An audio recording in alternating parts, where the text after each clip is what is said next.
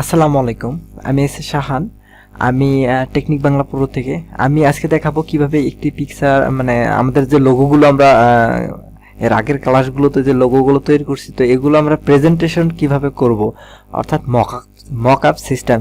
তো মকআপটা হচ্ছে এই জিনিস যে দেখুন, আমরা কোনো বায়ারকে যদি পিকচার পাঠাই দিই, যে সেম মকআপ, দেখুন একটা পিকচার মকআপ, ঠিক সেমভাবে আমরা কাজ করব। তো আমাদেরকে মকআপ কাজ করার জন্য এআইতে আমরা যদি ব্যানারটি মানে তৈরি করে থাকি, তাহলে আমাদেরকে অ্যাডোবি ফটোশপটি নিতে হবে। তো আমরা মকআপটি অ্যাডোবি ফটোশপে তৈরি করতে পারি। তো দেখুন, অ্যাডোবি ফটোশপটি আমি নিচ্ছি।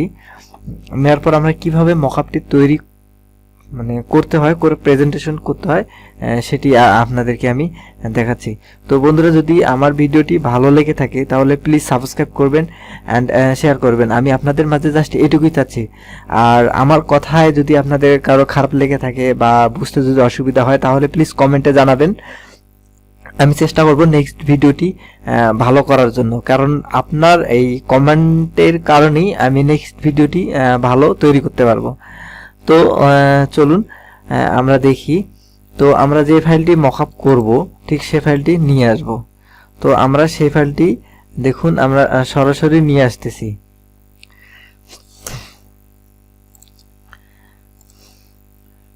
আমরা সেই ফাইলটি সরাসরি নিয়ে আসতেছি। তো আমরা মকআপ করার জন্য, তো দেখুন এখানে একটা ভিজিটিং কার্ডের সাইজ 3.5 আর হচ্ছে 2, এটা হচ্ছে একটা ভিজিটিং কার্ডের সাইজ। তো আমরা চাইলে সেটি একটা সাইজ নিতে পারি। তো দেখুন একটা ভিজিটিং কার্ডের সাইজ আমরা নেই এখান থেকে, সরি, আমরা রেক্ট্যাঙ্গেল শেপে গিয়ে এখান থেকে ক্লিক করে নিতে পারি। আবার এখানে ক্লিক দেওয়ার পর আমরা সাইজটা নিতে পারি। তো 3.5 আর হচ্ছে 3, না সরি 2, এটা হচ্ছে একটা ভিজিটিং কার্ডের সাইজ। তো আমরা এই সাইজটা নিয়ে নিলাম। তো এটা একটা ভিজিটিং কার্ডের সাইজ, যেহেতু দেখুন ভিজিটিং কার্ডের সাইজটি চলে আসছে।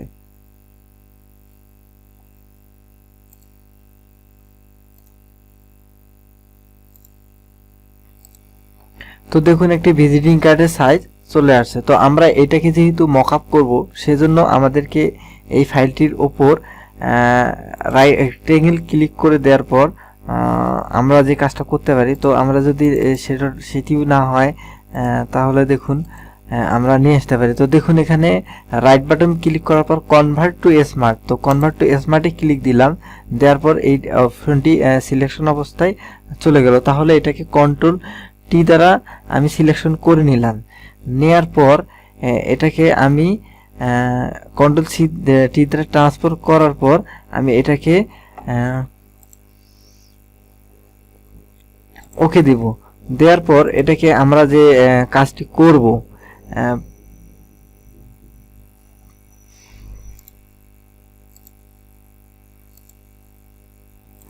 তো আমরা যখন এটাকে কন্ট্রোল টি দ্বারা সিলেকশন করে নেওয়ার পর রাইট বাটন ক্লিক করার পর দেখেন এখানে ডিস্ট্রিবিউট নামের একটা অপশন আছে। তো আমরা এটাকে ডিস্ট্রিবিউট অপশন করে নিলাম।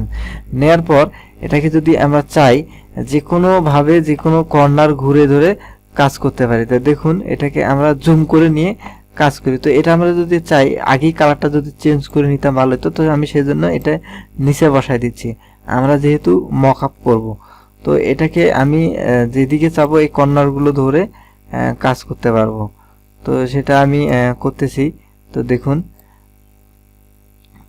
আর যদি ভিডিওটি দেখতে বুঝতে যদি অসুবিধা হয়, প্লিজ কমেন্টে আমাকে জানাবেন। আমি নেক্সট ভিডিওটি ভালো করার চেষ্টা করব। তো আমি এটাকে জুম করে, আপনারা যত পারেন জুম করে নিয়ে দেখবেন। দেখার পর এটাকে ওকে চাপ দিবেন। দেওয়ার পর এই অপশনটি আছে, এর উপরে ডাবল ক্লিক দিবেন। দিয়ে দেখবেন যে আপনার এই যে পেপারের সাইজটা নিয়েছিলেন সেটি ঠিক আছে কিনা। তো এটাকে আমি যেহেতু মকআপ করব, তো আমার কিছু লোগো আমি এর আগে ক্লাসগুলোতে আপনাদেরকে দেখাইছি যে আমার কিছু লোগো আছে, সেই লোগোগুলো তো আমি এটাকে নিয়ে এসে এর উপর ছেড়ে দিলাম। তো তারপর দেখবো যে এই আমার পিকচারটি সঠিকভাবে বসছে কিনা। তারপর দেন ওকে দেওয়ার পর কন্ট্রোল এস দিয়ে দেবো। দেখুন কন্ট্রোল এস দেওয়ার পর লোগোটি আমার এখানে চলে আসছে। দেখুন ফানুস ডিজাইনের এই লোগোটি চলে আসছে।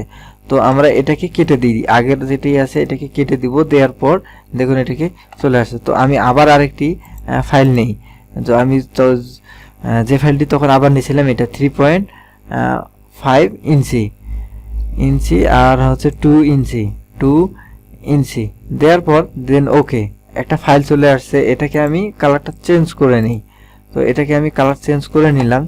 নেওয়ার পর এটাকে আমি smart to object right button click করে কনভার্ট টু অবজেক্ট করার পর কন্ট্রোল টি দেওয়ার পর আবার রাইট বাটন ক্লিক দেওয়ার পর ডিস্ট্রিবিউট করার পর আমি যে কোনোভাবে করতে পারি। আর আমরা যতক্ষণ পর্যন্ত ডিস্ট্রিবিউট করব না ঠিক ততক্ষণ পর্যন্ত আমরা কাজ করতে পারবো না।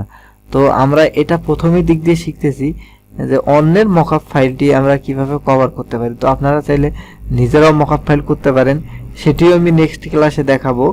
তো আপনারা ধৈর্য হারাবেন না, এই ভিডিওগুলো দেখতে থাকুন। আর এই ভিডিওগুলো যদি ভালো লেগে থাকে তাহলে প্লিজ সাবস্ক্রাইব করবেন, কারণ আমি আপনাদের কাছে বারবার অন্য কিছু চাচ্ছি না, টাকা পয়সা কিছু চাচ্ছি না, জাস্ট সাবস্ক্রাইব চাচ্ছি। তো দেখুন এটাকে আমি বসায় নিলাম সুন্দর করে। দেন ওকে দেওয়ার পর এটাকে ডাবল ক্লিক দেওয়ার পর দেখুন এখানে একটা ফাইল চলে আসছে। তো যে ফাইলটি আমি মকআপ করতেছি সেই ফাইলটি চলে আসছে। তো এখানে বসছে কিনা সেটা একটু বসাই নেওয়ার পর দেন তারপর কন্ট্রোল এস।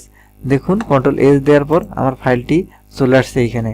তো দেখুন একটি ফাইল কিভাবে মকআপ করলাম। তো বন্ধুরা যদি আমার ভিডিওটি ভালো লেগে থাকে তাহলে প্লিজ সাবস্ক্রাইব করবেন, সাবস্ক্রাইব করতে ভুলবেন না। তো এটাকে আমি সেভ করার অপশনটা দেখাই দিই এখন। তো আমরা এটাকে সেভ করতে পারি ঠিক যে আগের অবস্থায়। সেজন্য আমাদেরকে আগে এই ফাইলটিকে, যে ফাইলটি আছে আমরা যেহেতু কষ্ট করে মকআপ করছি, তো সেই ফাইলটি আমরা রেখে দিব। নেক্সট ডে যেন এইটাতে এর উপরেই আমরা কাজ করতে পারি। তো আমরা সেম ভাবেই কাজ করব, জাস্ট আমাদেরকে আর শেপ টেপ ধরে টানাটানি করতে হবে না। জাস্ট এর উপরে ক্লিক দেওয়ার পর এই যখন এই অপশনটা চলে আসবে, আপনি এর উপরে একটা পিকচার বসাই দিলেই আপনি এই কাজটাই ট্রান্সফার করতে পারবেন। তো আমরা যে ফাইল সেভ দেওয়ার অপশন জানি, তো এটাকে সেভ দিতে গেলে তো দেখুন এটাকে সেভ দিতে যদি যাই তাহলে আমি এটাকে পিএইচডি সেভ দেব। তো পিএইচডি সেভ দেওয়ার জন্য এটাকে পিএইচডি সেভ দিয়ে দিলাম। পিএইচডি সেভ দেওয়ার পর এটাকে আবার জেপিজি সেভ করে দেব। ডিস্ট্রিবিউট জেপিজি এটাকে করে দিলাম। তো আমার এটাকে জেপিজি হয়ে গেল। তো আমরা ঠিক এভাবে একটি ফাইল মকআপ করতে পারি। তো এটাকে হাই দেওয়ার পর জেপিজি করে দিয়ে দেবেন। তো এই ফাইলটি জেপিজি অলরেডি সেভ হয়ে যাবে। তারপর আপনি এটাকে বায়ারকে দিতে পারবেন। আর আপনার যদি সেই যে কাজটা করছেন এটাই আপনি যদি সরাসরি দেন তাহলে হয়তো বায়ার আপনার ওই কাজটি নিয়ে হয়তো আপনাকে পেমেন্ট করতেও পারে, আবার নাও করতে পারে।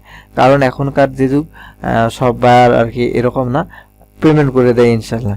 তো যদি আমার ভিডিওটি ভালো লেগে থাকে তাহলে প্লিজ সাবস্ক্রাইব করবেন। আমি আপনাদের কাছে জাস্ট এইটুকুই চাই, আর কিছু চাই না।